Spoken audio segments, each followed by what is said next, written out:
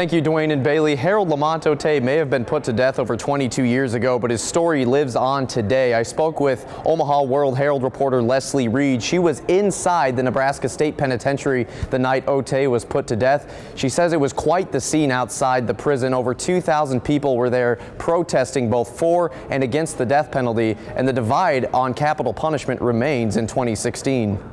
It was one of probably the most stressful assignments I ever had in my life. Leslie Reed was a reporter for the Omaha World-Herald beginning in 1990. She was one of 5 journalists at the Nebraska State Penitentiary in Lincoln when Harold Lamont Otey was put to death by electric chair on September 2nd, 1994. We had 2 jobs, actually. One was to meet the condemned man and hear his final words, if any, and the other was to watch the execution as it progressed and to account for how it went. Reed describes the scene as surreal. I would say I was probably within 10 feet, maybe. They had the helmet and the headgear on them. And I remember being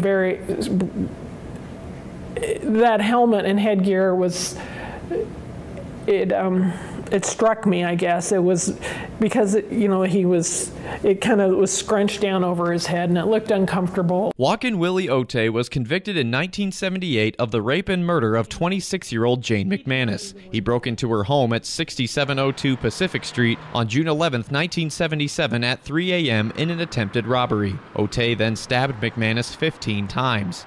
Otey was executed after spending 17 years on death row, becoming the first Nebraska inmate since Charlie Starkweather to be executed by the state since 1959. Economist Dr. Ernie Goss, who works right here at Creighton University, did a study earlier this year to show how much capital punishment is truly costing taxpayers in Nebraska.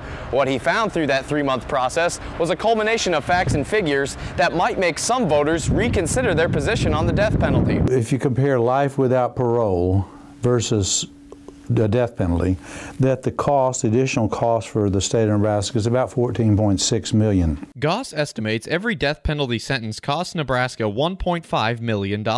And this graphic from the study shows that less than 1% of all murders in Nebraska since 1973 resulted in executions. But those who favor the death penalty, like Republican congressional candidate Don Bacon, believe capital punishment is the best way for justice to be served to the most heinous criminals. I think life is very precious, and when a life is taken in a first-degree murder and you know the guilt of the individual, I think you show value to that life by punishing the person who did the murder with their own life. Christy and Richard Hargesheimer of Lincoln visited Otey when he was on death row and have long opposed the death penalty, not only due to cost, but also for moral reasons. In Nebraska, you can sit right next to somebody. You can shake their hand. You can talk to them. We talk politics. We talk poetry.